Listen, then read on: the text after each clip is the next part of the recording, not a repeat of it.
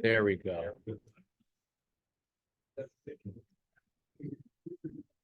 All right. Good evening, everyone. Thank you for bearing with me. I am not the usual Zoom person. Our beloved Jessica had to be elsewhere tonight, so bear with me. I think I have it down. Folks online can hear. You guys can hear me. You guys can see what's being shared. They can see what's being shared. So I think that covers it, right? So the thing that's usually an issue is the volume. If you have a question, we will ask you to speak very loudly and clearly. And if necessary, we'll go ahead and repeat it for those folks online, okay? All right. Thank you guys for coming to our February LSP community meeting. Happy New Year for many of those who I have not seen since last year. We typically have about 3 minutes of silence to center ourselves. You can use it to meditate. You can use it to pray, or whatever you would like to do. There are a lot of things going around, a lot of things going on today. And our lives are so busy.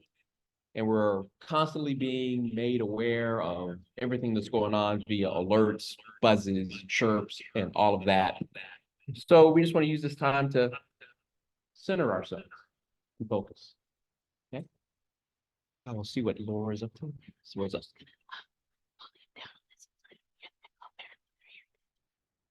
Yeah.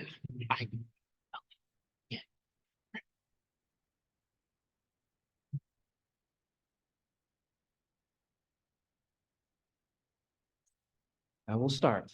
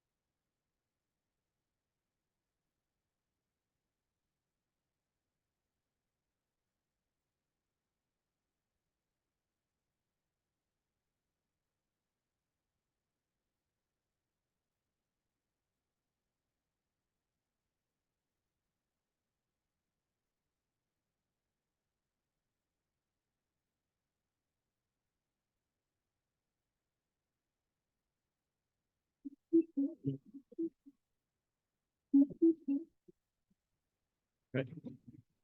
All right. Good evening again. And I just want to huh.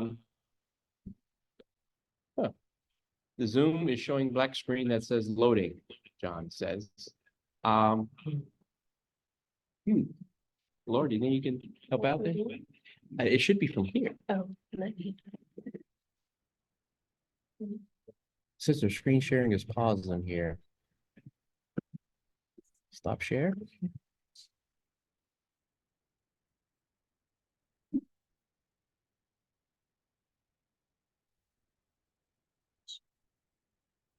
Oh, this is your phone. Okay. I was just gonna keep it. We do have some, Laura and Carla sent some photos we would like to share with you guys.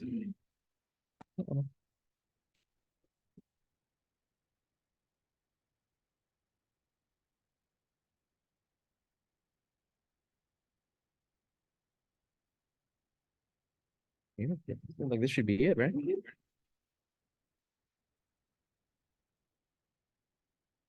Oh, your screen sharing. There you go.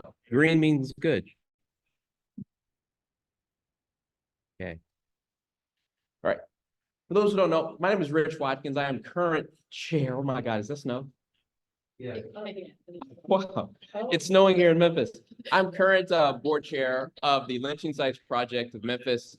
And for those of you who are new, I am just going to ask our current board members they can stand if they would like and introduce themselves, or they can just raise their hands and introduce themselves. I'm going to start our current board members. If you would like to stand or raise your hand. Okay. All right. Thank you. I would also like to recognize our past board members that are in the house. So you raise your hand or stand. All right.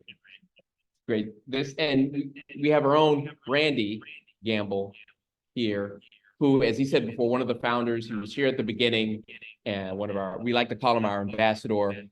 So he is a president that's always been here. A couple of updates from us on what we've been up to. I said something about committees earlier, and I'll get to that. 2 announcements about markers that we have planned. Putting up markers is what started this organization with the L Persons marker. Again, the pandemic kind of disrupted a lot of things. We had an order in with our manufacturer of the markers, and there was a disruption there and a miscommunication. And so our order was put on hold for a number of years, and we finally got that unstuck in the last couple of weeks. And we have our order resubmitted for Pat Crump. That marker will be in the Mallory neighborhood, which is in southwest Memphis, just west of 3rd Street. And also the People's Grocery Store lynching site. Now, many of you may be familiar with the People's Grocery Store marker itself. That's across the street from the 4-Way Grill. That's where the People's Grocery Store was located. This marker what we believe, will be on the site of the lynching itself. And last year, our original plan was to put it in, I believe it was Booker T. Washington Park. It's a city-owned property. We like to put our markers in city-owned land. And we were out there one day and we noticed that they had built this new bike path to another little area that just south of Grind City Brewery, if you've ever been over there. And if you're on our website and you're looking at the original sources, the old newspaper depictions and renderings of the aftermath of the lynching, it matches up, it kind of lines up with the location of this new park that the city has built. They purchased the land, which before it was just woods. A lot of trees, overgrown, but they purchased it, they cleared it out. It's a kind of like a workout center for the neighborhood. And we have petitioned the city to have a marker placed there, because we believe that our researchers have been able to find and believe that this is the site of where it actually happened. So we're very excited about that one. We hope and expect that the markers will be ready, those two, 5 months to 8 months from now. So watch this space to hear more about it, that ceremony, or two really, about that later on. Back to the committees I mentioned before. We're returning to our committee structure. And I just want to ask for volunteers. Even those who are online, you have our email address. We even put it in the chat. If there is a committee that you're interested in, please, let us know. And we'd love to reach out to you and contact you. Randy, the sign-up sheet that you have, is just contact info, right? Okay. We'll have this paper. I'll leave this pad here if you would like to write your name for a particular committee. Oh, okay. If you want to stop one of us, a board member, and let us know, hey, I think I want to learn more about this committee. But to give you a little bit more detail about this committee, Education and Programming Committee. It's a committee for programming our events like the dedication ceremony for markers to be coming, but also things that are outside of the markers, which would include our podcasts. We have a podcast that the first season featured Laura Kebede and myself, Laura Kebede-Twumasi, and myself. Social media, tours. Last year, we gave a couple of tours to visiting schools and institutions who want to learn more about these events, and also teaching curriculum. Last year, we were able to have a 4 to 6 week teaching stint at Idlewild Church for visiting students about the area and the lynchings that occurred, and also symposium development. For those of you who may not be aware, we hosted a symposium on the El Persons lynching a couple of years ago in First Congo, and we plan on having another one next year in 2025. So that would be the Education and Programming Committee. We have one of our board members who would be a part of it, a controlling part. Mary, would you like to say a few words? Jasper and Mary, yeah. Yeah. I think you said it. Mm-hmm. It's struggle, but it's the only thing that I is very much going. I'm like starting, like resetting a little bit in terms of total pandemic and getting this going up and going again. So there's a really great chance for you to kind of dive in and help us create this. I'm Deborah. I don't know if you've got anything else. Well, there are exciting ideas that many hands make ideas better. So we love to hear your thoughts.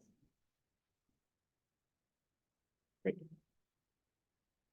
Second, remembrance and memorialization. This was formerly the Marker Committee, and John Ashworth and Habiba Tremel raised their hands to be a part of this committee. We want board members to be a part of each of the committees. Remembrance and memorialization, it includes the programming for the marker dedication ceremonies. They'll work hand in hand with education and programming. Memorializing victims, site development and maintenance, coming up with guidelines for that. Anniversaries. For instance, El Person's anniversary, Ida B. Wells' birthday, and comprehensive marker strategy. Okay. Abi, would you like to say anything about that committee? Or? Yeah. Yes. Yes.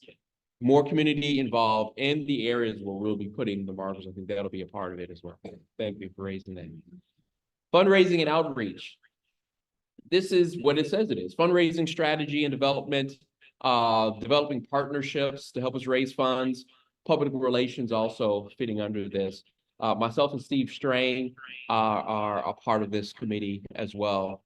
So again, think about these committees. If you'd like to donate some time, let us know. We'd love to work with you. Okay? All right. I think without further, that is not a committee. It's not a committee. Okay. Randy is over our quilt project. And it's one that's been going on for a while, and they have done a lot of good work. And they have spoken at the, remind me of the plantation that is. The Davies Mansion. Mhm. And in Collierville. So that is an ongoing program that we have that's also looking for volunteers and quilters. If that is something that you do, that's a part of your hobby. Here's Randy right here. You can reach out to him and join up. All right. All right, now, without further ado, we'd like to welcome our two guests and old friends, Laura Faith Kebede-Twumasi. Kebede-Twumasi. Kebede-Twumasi. It still takes And another hyphenate, Carla Peacher-Ryan. And I think this project kind of had its essence and roots in the work that you guys did here at the Lynching Sites Project with us. And I'll let you tell, the story, but it is a part of Civil Wrongs, which is a part of the Institute of Public Service Reporting, which you are a part of. And this is the third season of Civil Wrongs. I think I'm gonna really kind of hand it over to you. We have some pictures you would like to share. That's there, and you'll just let me know. Yeah. And I'm just gonna take a look and see what people are saying on this.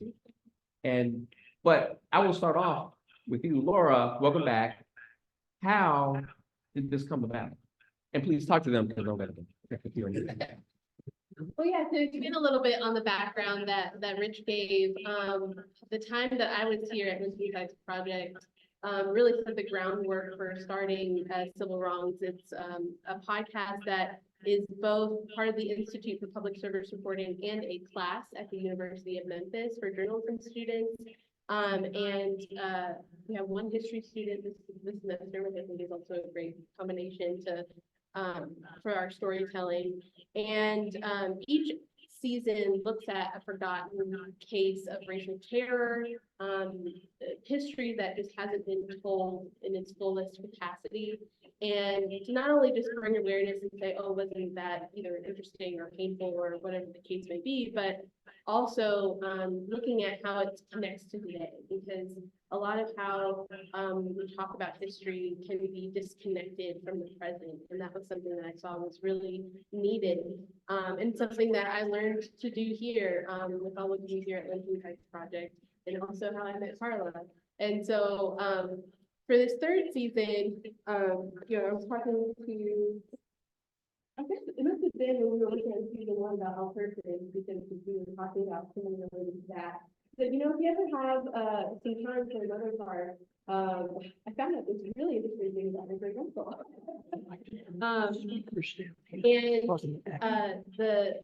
That culminated in season 3, which was published last month, which you can find at dsrmemphis.org, or anywhere that you listen to podcasts. You can just look up Civil Wrongs. And so I'm just going to give a brief synopsis of what the podcast season is about, and then I'm going to hand it over to Carla just to share a little bit about her journey, learning this about her family. We had been working with, I'll finish the statement, but so in Earl, Arkansas, which is about 30 miles west of here in Arkansas, in 1936, it became part of national news. There was a federal anti-slavery case that was brought here to charge a sheriff's deputy named Paul Peacher. And he was charged with enslaving 8 men This is 1936. Several decades after slavery was abolished. And how this scheme came to be is the subject of the podcast, talking about how after slavery ended legally, it really morphed into sharecropping, which, if you're not familiar with what sharecropping was, it was a system by which people used their labor to produce crops, but they didn't really have much access to the profits from it. And a lot of times the landowners that they worked for they would charge them more than what they actually owed them in the production of these crops, and then they would get into this cycle of debt, which meant that they could never leave, which was exactly the same thing as slavery. But Just to jump in, and a part of this is because the sharecroppers had to rent equipment from a lot of these landowners. And also, I mean, during, yes, and when you don't have the profits from your crop yet, you need provisions for your family. And so a lot of times these plantation owners would have stores, and since you didn't have the money yet for when your crops were harvested, you would buy on credit. And the credit ledgers were not always, a lot of times were not kept truthfully. And so they ended up owing more than what they actually owed, which connects even to, Jesse Lee Bond, who was a man who was lynched here in Shelby County, in Arlington, Tennessee. All he did was ask for a receipt from the store owner so that he could keep his own register to know that when you tell me I owe this much, you have, a document to show that. And he was lynched for asking that because this system had been set up to keep people in perpetual debt. And so,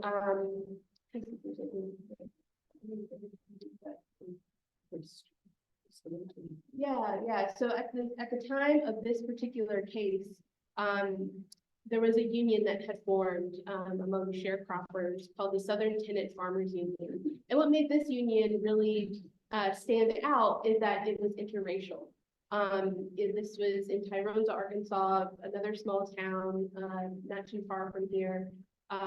And they realized we have more in common than we have different. And so we need to be able to come together and fight against the system. And so they called a strike in May of 1936. And in the midst of that strike, the sheriff deputy I mentioned, Paul Peacher, had met with the plantation owners, and they were all trying to figure out what they're going to do about this strike, because them being able to demand more for their labor threatened their entire system or their economic system. And from that meeting, he said, "Don't worry, I've got this." Went out and rounded up more than a dozen Black men who were either on their way to work. There was one man who was sitting on his porch.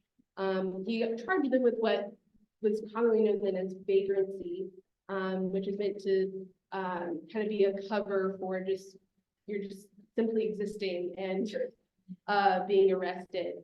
But these men weren't even guilty of that, and he arrested them. They were charged and convicted and fined $25, which is the equivalent of around $500 today. And since they weren't able to pay that, they were sentenced to 30 days labor on a piece of land that was leased by none other than the sheriff's deputy who had just arrested them. So you can see how this cycle continued and fed into itself, where labor was rounded up falsely. They weren't paid for their labor, and it went right back into the pockets of those who put that system in place. And so, but what made this case so different was that when the union leaders found out about it, a preacher who had been working with them found out, or he snuck onto the land, talked to the men, realized what was going on, went back to Memphis and phoned his friend who happened to be the Attorney General of the United States. And a federal investigation ensued, and he eventually was convicted, which again was very, very rare for that time. But what we also wanted to talk to you about was how this story kind of came to be. And so I'm going to turn it over to Carla. So, thank you all for coming out on this stretching. Can you hear me in the back? Yes. Okay. So I am with Randall and some other folks, one of the co-founders of the Lynching Sites Project, and been pretty involved. And one night we were all, the organization kind of really got its lift off when Brian Stevenson came to Memphis and did a fundraiser for Facing History Ourselves and challenged us as Memphians to find and memorialize the over 33, I think, lynching sites in Shelby County. We have more than any other county in the state. And so a group of us started meeting, and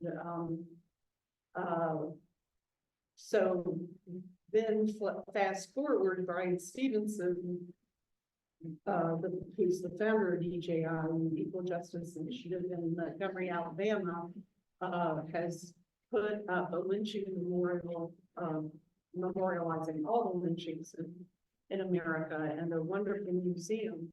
And so we were all going to go the next day to the opening of this museum, this memorial.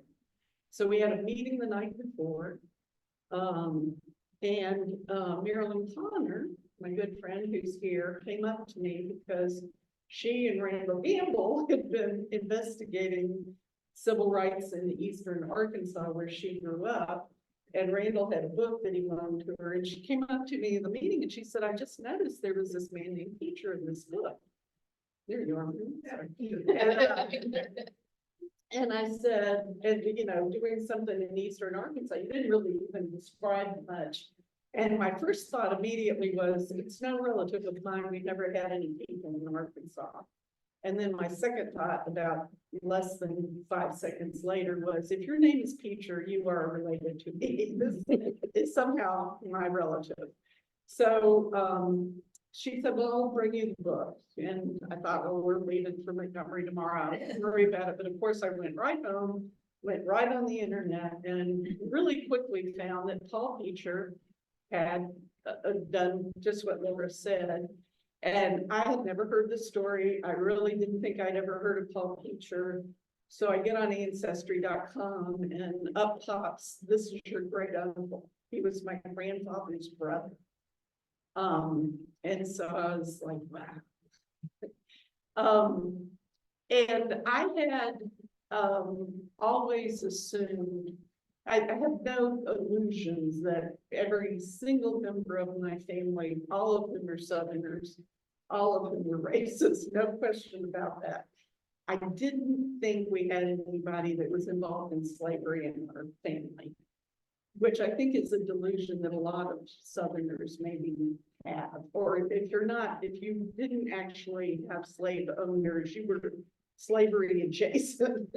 I'm just the lucky person who has a 20th century slaver in her family. Anyway, so needless to say, this was a kind of a mind-bending piece of information to find out the night before I go to Montgomery for one of the more moving experiences I've ever had in my entire life. And so at the time I was working and raising kids and thought I'm gonna look into this at some point, but I have this life I've got to live. So, but things kept coming up, and I'm trying to figure out how to tie in the ring, but I inherited from this side of my family a 4-carat diamond ring about 26 years ago, or 30 years ago. And that night, I kind of thought, you know, I'm not really sure how, but I just know this ring is related to this story. And, so I took the ring off and thought I'll think about this and figure this out over time. And in the meantime, we ended up selling our house and getting rid of all kinds of stuff. I had a step grandmother who I had a vague recollection was married to someone else before she married my grandfather, and that this ring was her engagement ring from that prior marriage. But she never had any kids of her own, married my grandfather late in life, looked her up on Ancestry, couldn't find anything about her. And I just couldn't, at that point, tie it all together. So fast forward, we moved out of our house, we downsize, I go through everything that we own, and I find this fur coat that she had given me back when I was in college. And inside of the coat were her initials, MSM, Mary, and I had known that her maiden name was Spencer, but I didn't know what her first married name was. So the fur coat, she has a picture of me in the fur coat. So then I had, okay, so her last name started with an M. Then I find my grandfather, Paul Peacher's brother's wallet in a box of junk.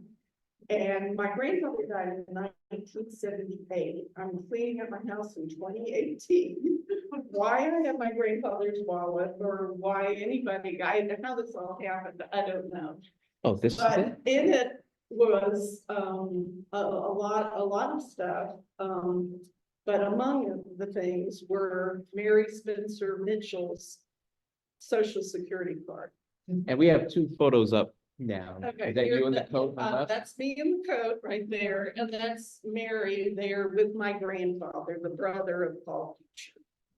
So I thought, okay, as it turns out, the judge, who was the mayor of Earl, and also the justice of peace, I guess, who sentenced the men to work on Paul Peacher's farm, his name was T.S. Mitchell. So as far as I was concerned, that was the connection, but I couldn't really nail it down. So I retire, I start looking at it. Laura and I said, you know, I've got this material if you ever want to look at it. And I start trying to sell the ring, which took about 5 years. And part of that was the pandemic, but please don't ever buy a diamond ring. It's the biggest scam going. This ring was appraised for insurance purposes for $60,000.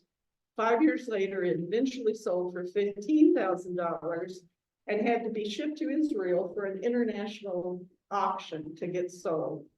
It's just the biggest ripoff ever. Anyway, so I decided that I wanted to do something with this money, and I donated it to the Hooks Institute. And we can talk about the Hooks Institute later, but they do a lot of wonderful things, and I felt like it was the best place where I could do really something that kind of was a very small type of reparations. They do a lot of great work with the students there, and so that's what I did with money. But it's because of the Hooks Institute, they had a graduate student there, and she found Mary Spencer Mitchell Peacher's wedding marriage license documentation to Judge Mitchell, Mayor Mitchell, and found them in the census in Earl in 1930. And so we tied the story all together through all of this great research that both Laura and the graduate student at the Hooks Institute was able to do. So I asked what little remains of my family that would know this history, and nobody knew anything about it. So it's interesting. I spoke at a Hooks Institute event, and several students came up to me and said, this was really impactful to me. And one of them said, you know, it was a young Black woman, and she said, you know, Black people think they don't know their history, that they're severed from their histories. But apparently white people don't know their history either. And I was like, yeah, funny thing that people don't tell these stories in their families. These aren't the stories that get passed down. There's been so many interesting things, and I'll let you talk a little more about the labor history and one of the things that has impacted me is what Paul Peacher meant for evil turned out in several really profound ways for good. And I'll let Laura tell the impact of this story. This story got reported in the New York Times, in Time Magazine, in Newsweek. It was a national story. And part of the reason is because the Southern Tenant Farmers Union knew that this would really get a lot of press. And so they made sure that it did get a lot of press. So when they went to trial in Jonesboro, Arkansas in 1936, before what I know was an all-white, all-male jury, the jury came back hung. And the judge said, you go back in there and think about this some more, because if anybody's ever been guilty of anything, this man is guilty of this. This is a terrible practice. It needs to stop. Go back in there. This would be an automatic reversal in today's world, but he got away with it back then. And they came back out and they convicted him under the 1866 anti-slavery law. He was put on 2 years probation at the behest of the white people of Earl, who felt like, you know, that they were horrified that the customs and practices were not taken into consideration. He was fined $5,000. He lost his job as deputy sheriff of Crittenden County, and he was marshal of Earl. $5,000 is worth how much today? Like $75,000. They paid his legal fees, which were $5,000, so that's another 75. And they put up bond for him. Yeah, basically all the plantation owners. All the plantation owners, and we got the paperwork from the federal court. And we have the statements, the FBI investigation, all the statements they took from the men who were arrested. One of the other things that I find most moving and most amazing, really amazing about this case is that 8 of the 13 men who were arrested testified against Paul Peacher in this trial. They were putting their lives on the line. I cannot imagine the courage it took for them to do that. Of course, yes. And one of the first things I found when I started looking was a excellent article in the Arkansas Historical Quarterly that was written by a kid at the time, a kid at Hendrix College for his senior thesis, all about this case. And it was just meticulously researched and documented. And he thinks that the case had an impact on getting the peonage was not prison labor, leasing prison labor was not illegal in Arkansas when this happened. And if Paul Peacher and T.S. Mitchell had not been the corrupt, stupid, greedy people that they were, they might have gotten away with it. But one thing they did was he instituted the $25 per person fine. It was never paid. There was no evidence that it was ever paid. And secondly, and this came out, the FBI dug and found this out, in order to legally lease prisoners, there had to be a contract between the city and the person who was receiving the person who was receiving the labor, and nobody could produce a contract. In fact, there was a local employee of whatever office that would have been who testified at trial that there was never was a contract. So one of the things that has become so clear to me is just how corrupt and corrupting this kind of, it was an oligarchy. And I mean, and this was the height of the Depression, and these people put up equivalent of over $150,000 to save this man's hide, which they were not able to do. He lost his job. I found him in the 1940 census living in a boarding house in Tunica.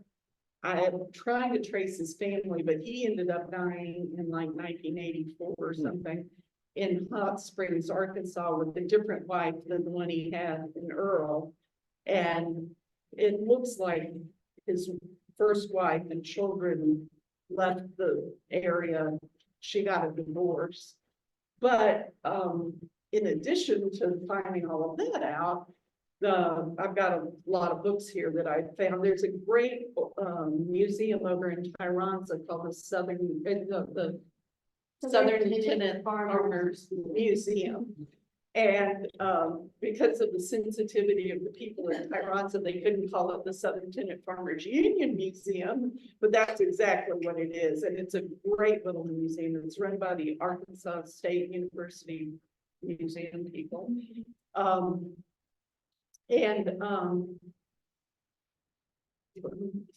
lost my train of thought now. But, so reading in these books that I've gotten about the Southern Lieutenant Farmers Union, it seems pretty clear that Paul Peacher murdered a man who was in on the union meeting that they raided, and he was going to testify because two people that were identified as Paul Peacher and another sheriff's deputy busted up the meeting, busting heads and all, and this man was going to testify against him and ended up dead. And pretty much everybody believes that Paul Peacher did that. And there's implications that he may have murdered other people. And so the story I have written in my head that I still don't have complete evidence of is Paul, in mafia terms, Paul Peacher was the muscle. And the contract for the lease of the land to him, which came from the school board, was 100 acres of land. I got the contract. He got it for free, didn't have to pay anything. And he got the timber off of the land and got to farm the land for 2 years and keep the profits. And that contract is dated right around May. I mean, I think the contract was 2 weeks old when he turned around and arrested these people. And this is an image. And that is my great uncle. Yeah, this is from the trial. He was very confident. He told a reporter he was very confident that he would be found innocent, but that didn't work. He was described, I think, in the New York Times as a swarthy, swashbuckling terrorist. And that's what he was. And Laura found a transcript of another documentary done about the Union where a white landowner over there named Twist, there's a town named Twist, Arkansas, and that's one of the Twists, said he was horrible, that he terrorized the Black community. And the people the men that were arrested talked about, you know, he was a terror. But, you know, in a way, so he ends up with this very different life than he was projected to have. T.S. Mitchell, the judge, within a year of the trial, where he was described by either one of the prosecutors or one of the reporters as very cowardly and more intimidated by Peacher than the Black men were, which was a pretty sick burn for 1936. Anyway, he ended up, the Young Men's Business Association of Earl, Arkansas, started a recall whatever against him as mayor. He fought it for a while, and then he gave in, resigned, and died. And they either he did, I think it was within a year. He was 40 years old, and he died in Memphis, and it made the Memphis newspaper. So these two men's lives were, you know, effectively really destroyed. But those people are still over there farming that land in Earl, Arkansas. And I have some of the names of the people who put up the bond And some of the names tie to some of the names over there to this day. And, you know, so it's kind of a, Yeah, and I'll add in here that, part of the research, that the graduate assistant from the Hooks Institute did was to locate descendants of the men who were arrested. And we were able to identify two. One was the great grandson of, Winfield Anderson, who was one of the men, and then, a descendant of, John Curtis, who's also one of the men. And they send their regrets that they couldn't be here tonight, but so the two descendants is Kendrick Bunting and Marquette Smith, and they're featured on the podcast, so you can hear from them there, but they send their regrets that they couldn't be with us today. And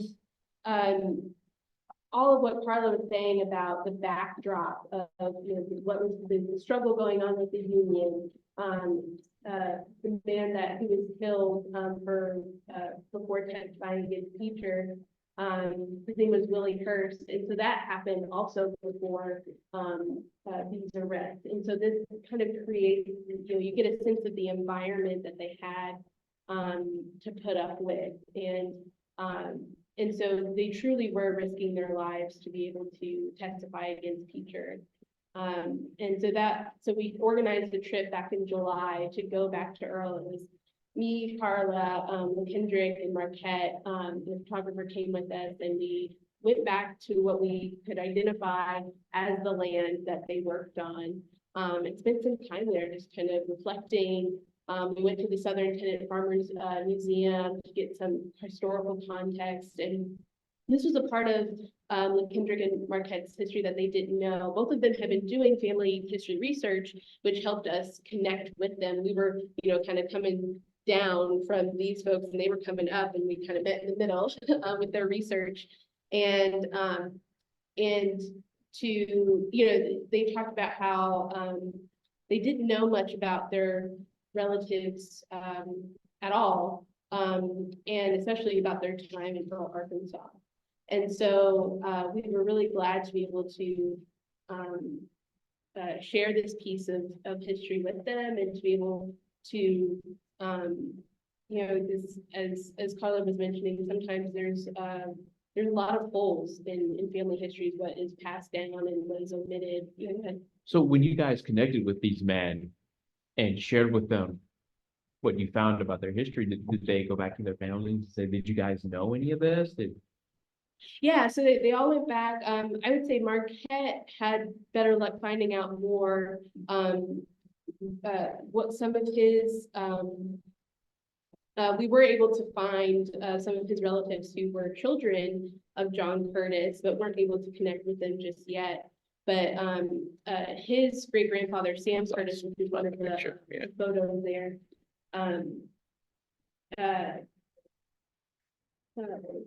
With John Curtis. Oh yeah, so some of John Curtis's children are still alive, and they don't know a lot about his time there, because he, I mean, just put it bluntly, he had two families. He had one in Earl and one elsewhere, and so they didn't know much about his time in Earl.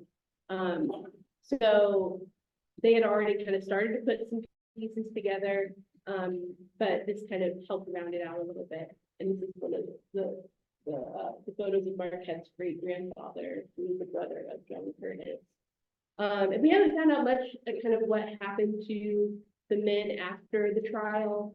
That might be something that we can keep going at a later time, but there's still so many emerging parts of this story that we're trying to understand. But again, like I said, with the podcast, we always wanted to make sure that we're not just talking about the history, but how it connects to now. And so there's so many different ways we could have gone with it, and there's so many different ways that even since we published it, I was like, oh, we've done that, we've done this.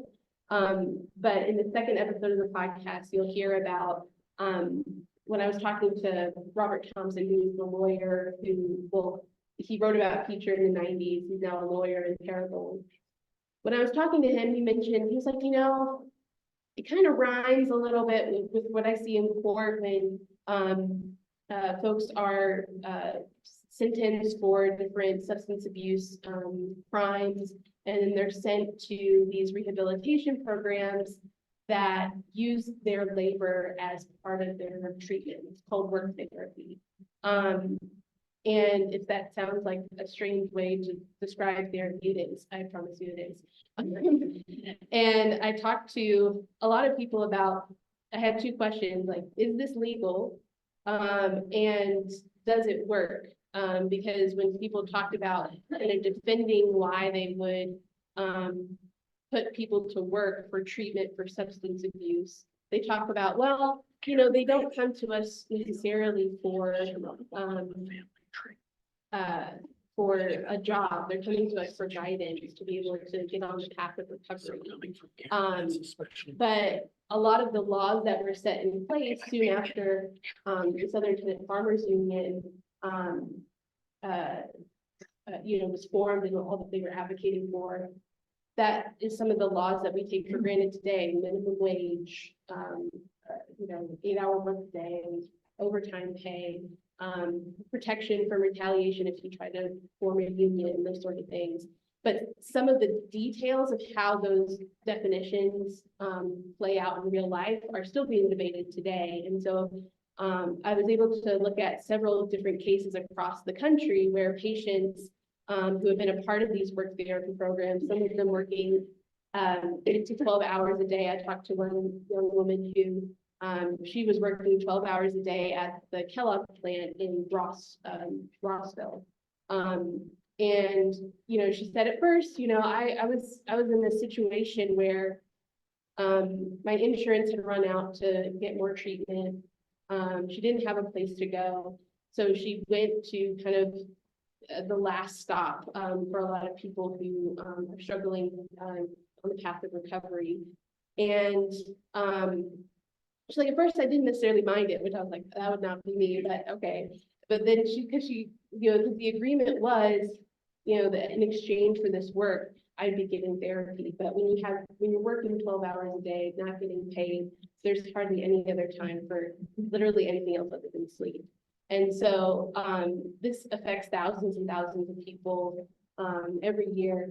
But there have been starting to be several lawsuits across the nation against these programs. One of the biggest ones that's going on right now actually is against the Salvation Army, who's been in court for this a lot. Well, not a lot, but several times over the past, probably 3 decades. This is not local Salvation Army. This is the nationwide. Yeah, I mean, there are participants from Tennessee who are involved in that lawsuit, but yeah, Salvation Army nationwide. But there was a podcast that and story series by Reveal with the Center for Investigative Reporting. They did a huge series about work therapy and where it comes from and all this sort of thing. They made a database of what they believe to be programs that use this model. And it's not, the most common model of treatment, because when I started talking to treatment professionals, most of them I talked to said, work therapy, what is that? They've been in the business for a long time, and they hadn't heard of it. So it's not, I wouldn't want y'all to walk away thinking this is the most common treatment form, but it is still very existent, especially in the South, because a lot of people I talked to said, those that were actually familiar with it, it comes from this idea that substance abuse is a moral failure rather than a medical condition. And so when there is these stereotypes around people with substance abuse disorders, it doesn't take much to lead to, oh, well, if we put them to work, it's for their own good. And believe it or not, that was the same rationale that was used in Peacher's day, to be able to say, well, if they're going to go on strike, we need to be able to, show them that they need to get to work. It's for their own good. I believe also in your podcast, you say that, Black people are lazy, and if we don't put them to work, they'll just not do anything. Maybe something that you said in the podcast, or someone said. Yeah, and so there's definitely connections to some of the rhetoric that was used, then and now. And so, didn't want to. But then there's also even more recently, the Associated Press came up with this big years-long investigation about prison labor, and how that connects to the food that we get in grocery stores. And so there's so many connections to present day. It's like, I believe that recently, last year, there were stories of ICE raids on poultry facilities really in Mississippi that had underage children working there as well as white. mhm. So we have a question online, Steve. Yes, and I find it very interesting. The source of this question apparently online here is Karen Brannon, the author of The Family Tree, a book some of you may know. And she asked this question, which I think is really pertinent coming from her. A question for Carla. How has it changed you to discover and tell the story? It's interesting because many people talk about how hard this must be for me. And I think it would be much harder if this was my beloved grandfather. I never knew this person. I was much less close, I was less close to this side of my family than I was the other side of the family. And again, I never harbored any illusions that my family was other than standard issue 20th century Southerners. It changed me in that I did harbor the illusion that that we weren't deeply involved with racial terror. Other than I'm not laughing because it's funny, I'm laughing because, you know, I think it's not something that most people probably think about.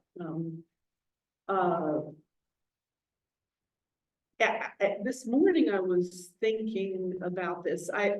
I've been struck, and I've said this before in public, I am frequently in spaces with Black people who honor their ancestors and talk about, you know, I wouldn't be where I am but for what you did and the sacrifice you made on my behalf.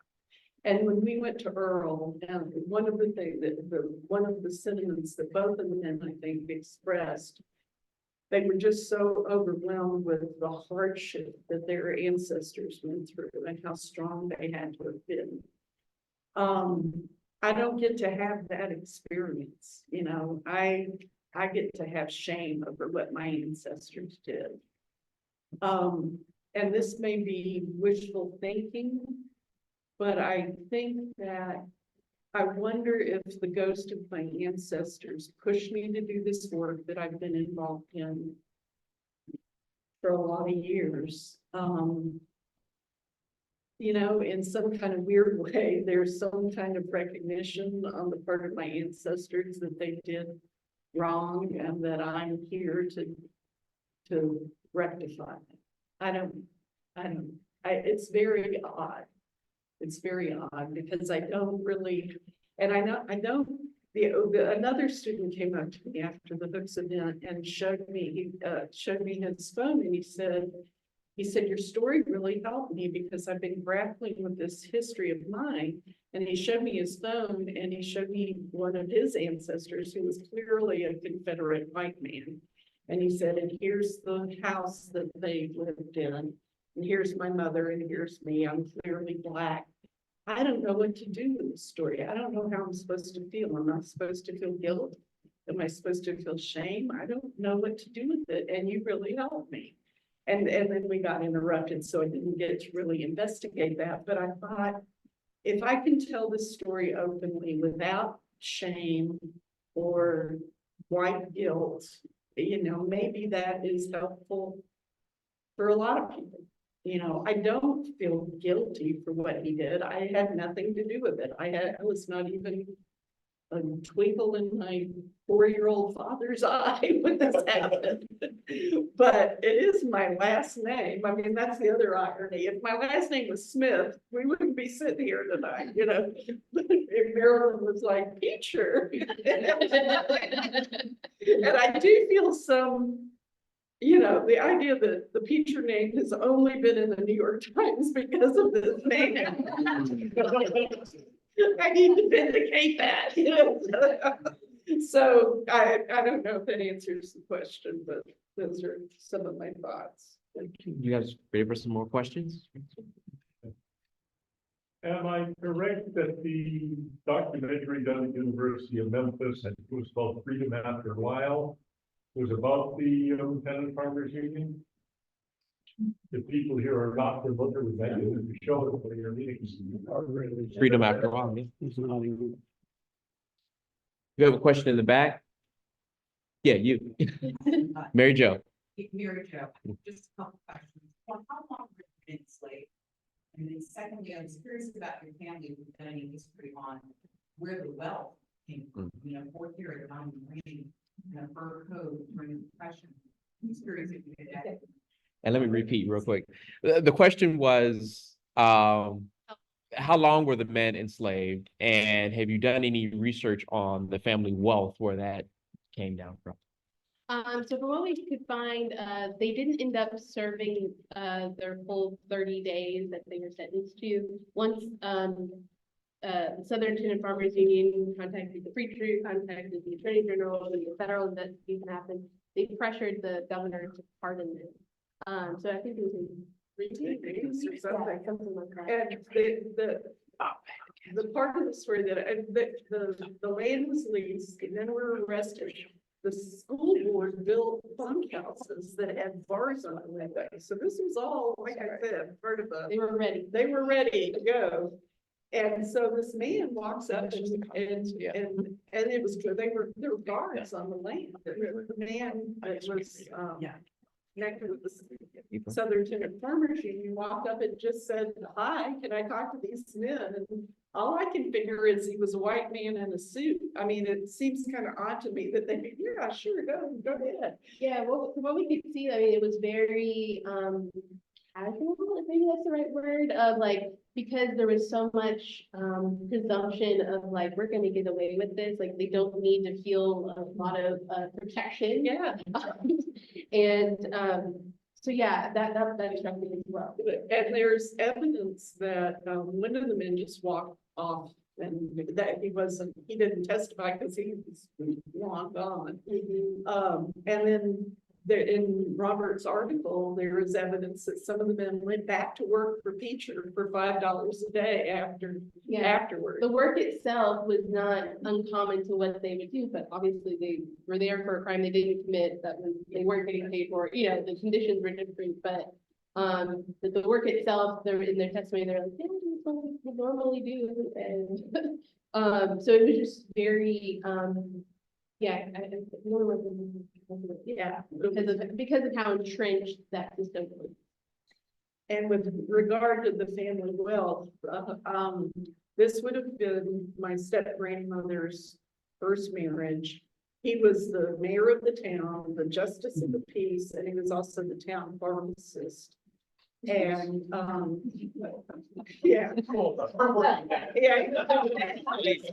hardest working man girl other than the men that got inside. And then he died, you know, within a year. And she was on her own, and I'm trying to think. I think she married it was about 15 years later when she married my grandfather, who did not have any money. And I never thought of her as a person with money. And it wasn't until after she died that I knew about this ring.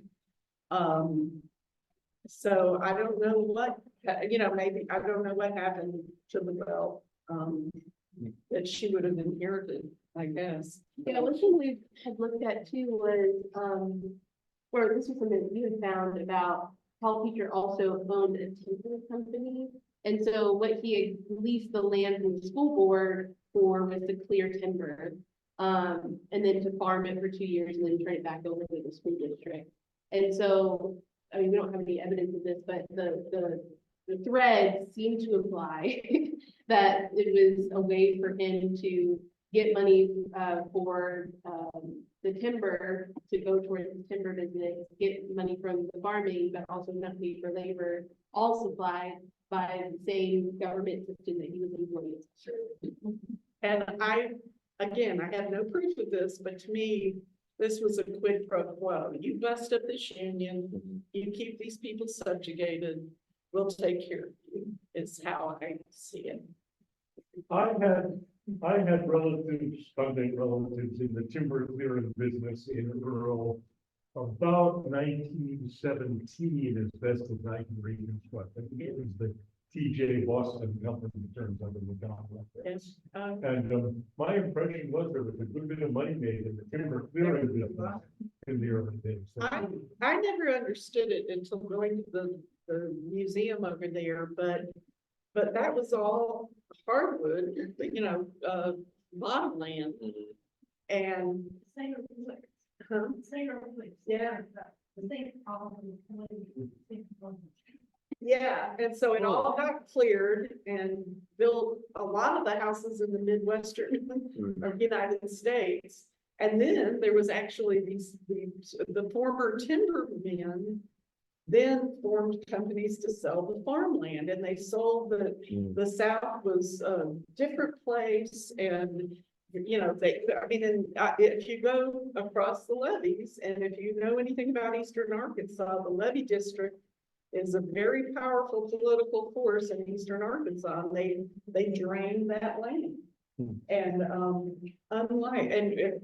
actually when we were over in Elaine last, they were talking about it, and like the levee boards aren't elected; those are appointed positions. And there's a lot of stuff about Eastern Arkansas farming that makes Mississippi look progressive. It's kind of shocking. So the wealth may not have, Mr. Peacher may not have accumulated a great amount of wealth, but some of this work benefited companies at the time. Yeah. And And those landowners at the time. Yeah. Okay. We have a comment real quick, and then Randy, I think it would be great for you to go right after this comment. Yeah, so this is Karen Brannon again. She's just reacting to your share. And then she said, I'd like to say that Randy Gamble was an important part of my early research. I assume she means for the book that she wrote. Good for you, Carla, for what you are doing, and to Randy for always being there, and for LSP for being one of the best CRPs in the country. Community Remembrance Project. Okay, Yeah. thank you. Yeah. All right. And Randy. Oh, hey, now, hey, guys. But anyway, as you were talking, and I have read, what you've written, Laura, there is a correlation between Elaine, the massacre, because when it happened in 1936, there were some people who were sharecroppers that already knew about what happened in 1919. No, I didn't notice. Also, when the Southern Kidney Farmer Union actually established what it is, right, they have the lead. They don't implement this. Yeah. You can say that There's too. a correlation between Elaine But and wait Yeah. I think that's important. So Oh, it's. Okay. Comment about that, so people in all Arkansas, like people were told they started to change it. They were told they better watch out. The reason they were told them, they were aligned. before I forget, I just, one other thing, Laura found, I think from Mike Honey, a labor historian who used to live in Memphis, and he said that the civil rights workers in the South tied themselves back and remembered and were inspired by the Southern Tenant Farmers Union, and said there has been times when Black and white people got together to work for the common good. We can do this, and it was an inspiration to It was in them. your podcast, you said a former Klan member said that. He said that, hey, he was a part of the union meeting. Yeah, when they were forming the union, there were several people there. One was an Elaine massacre survivor. One was a former Ku Klux Klan member. And they were trying to decide, do we have two separate unions? Do we have a white one, a black one? Do we have one together? And they eventually decided on together. But the Elaine massacre survivor said, if we do this, we're gonna have resistance, and if you're not familiar with the Elaine massacre, they had been guarding the union meeting. There had been guards posted outside, in the event and that aggressors would come. They did. There was a shootout, and in what happened after that was anywhere between, the estimates go from 200 to 1,000 Black people were just gunned down over the course of 3 days. And they've been trying to start a union. And so it said, let's remember that this comes with dangers. And several of the white leaders at the time said, well, maybe this can help, at least have a little bit of a buffer there if it's not just a black union, so that it can be a lot more easily targeted. But still, I mean, any union member that were arrested, intimidated, I mean, all sorts of things happen to them before that's right. You got a question? Go ahead. Yep. And then you. Not to seem apologetic, but it's kind of interesting that the judge said what he said. There was this sense of justice that should be done. But I'm curious, something that this embedded in culture. Did this court decision change that culture? So what I would say in answer to that would be the national attention itself brought the plight of these farm workers to the national stage, which was not the case beforehand. And even though it was common practice, Peacher and company, they were so they were breaking the customs of even the custom, with not having the contract and not actually paying the fines of the prisoners and that sort of thing. So that's some of the reasons that it became an outlier in a sense, that made it a little bit easier to target and make an example of, in a sense. And the Arkansas legislature after that started to close down some of these county-run prison farms. But as we know from the Associated Press, they came back up again. And it's still happening today. But, and I think that I don't know, but, the Judge Martineau had been the governor of Arkansas and had a reputation for being friendly to Black people. And so I suspect that when they brought the case, they brought it there to get that judge, but we call that forum shopping. It happens all the time. Try to find the friendliest place that you can do it. Hey, we got a question in the back. At the same time, this is occurring, Chesapeake like is hitting the United States. And there was a tremendous, in some areas of the South, there were tremendous number of chestnut trees. And just clear cut and made a fortune because the lumber was big, it was straight, and all your split rail fences are chestnut, and they still live. People today think it's oak that they got in their homes, but if the house was built in 1903 to 1925, it's more than likely chestnut, and it was a premium wood. And you might find that 75% of the wood cut was chestnut. I mean, I know that happens in the Appalachians. I don't know what it's like, but chestnut was the predominant wood across the northern tier of the United States. And then it just disappeared in 25 years. Thanks. We have a couple of comments and questions online. Okay, so Linda Davis was responding to Karen Brannon's earlier comment, and she says, I agree. Thank you, Karen. I'm also here because of Randy Gamble. And then Jennifer Adlock asked at one point, please repeat, I couldn't hear. I believe she was referring to Marilyn's remark.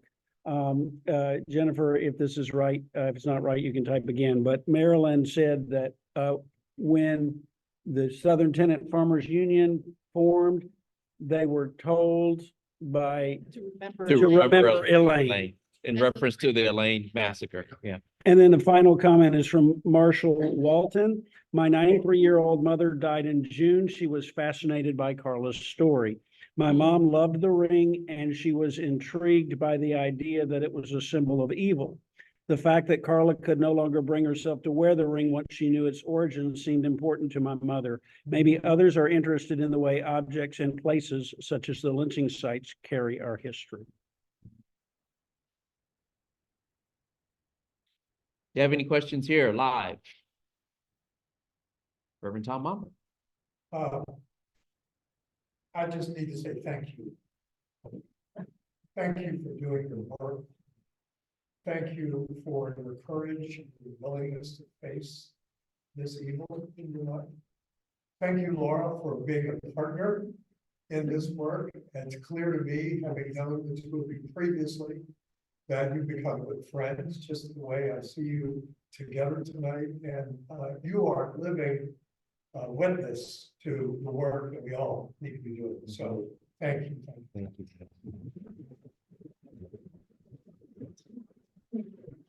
Oh, we got 3 new comments or questions online. Well, continuing, Linda Davis says the Southern Tenant Farmers Union is an inspiration. If they did it then, we can do this today. LSP and groups like Coming to the Table are showing the way. Thank you all. Donna Peacher Hall says, I am very proud of my sister Carla and everyone involved in bringing these facts to light. And Jennifer Hadlock said that what she couldn't hear was Randy's question about Elaine. So can you repeat that? I can't believe they didn't hear you, Randy. My question about the name, my question was the correlation between, what happened in 1919, the Elaine massacre. And, I mean, that's related to the Southern Tenant Farming Union and as well as Memphis. okay, Right. all right. Did you hear that? Huh? I don't know. Well, it's not. I think that hopefully answers Jennifer's question. So this is the part of the current season of Silver Wrongs. So what's next for this series and what's next for you, Carla? So we'll go with you first. Well, next for Civil Wrongs, is, I'm teaching a class in social justice writing and reporting, Henriette, is here. And, the 7 of us this semester, and, you will see the finished product probably in a minute. So stay tuned. Okay. Well, when I, heard the podcast, I thought Laura nailed it. The story's been told, there's nothing more to do. But there are so many strings, so many threads to this story, and they continually emerge. And so I may think I have to do something with that. I mean, what that is, I'm not really sure. But when I was about to lay it down, I went to see the wonderful exhibit at the Brooks on Black portraiture. And went upstairs and went into the Carol Clore room. And for those of you who don't know, Carol Clore is a noted artist from the area. He's from Earl Morgan. And almost all of his art is about reimagining his child. It's called magical realism. It's a lot of his art. And I'm standing there and I'm looking at this picture that I'm sure I've seen before, and it's on a fence, and painted on the fence is the sheriff harassed me for 2 years. Tried to lock me up incommunicado, woke me up two times a night for 2 years or something. I don't. Anyway, and I'm like, that's gotta be my great uncle. Maybe it isn't, but I can't think it probably is. And so I'm now trying to follow that string and see if I can. I've learned so much about Carol Clore trying to find something that talks about, and he talked about his art a lot because there was a lot there that was perplexing to people. So like I said, every time I think I'm done, we've done it, then something else pops up and I'm like, oh, no, we're not. So, but I will continue to work with the LSP probably till they put me in a box. So a long time, a long time. Skip, oh, you got one more question?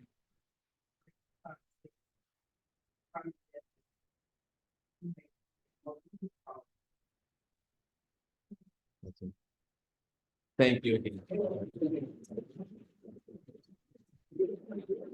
Oh, real quickly, so the podcast can be found wherever podcasts can be. Yeah, sold? Apple. Okay, Where and they can find it by searching. civil So- wrongs, yeah. All right, thanks again. And I have, some papers and like newspaper articles, and court records, if you're interested, I've got stuff in here. All right. Thank you guys online for visiting us once again for this February meeting. Join us again next month. Reach out to us. Let us know if you'd like to be a part of a committee. We'd love to hear from you. Thanks again. Yes.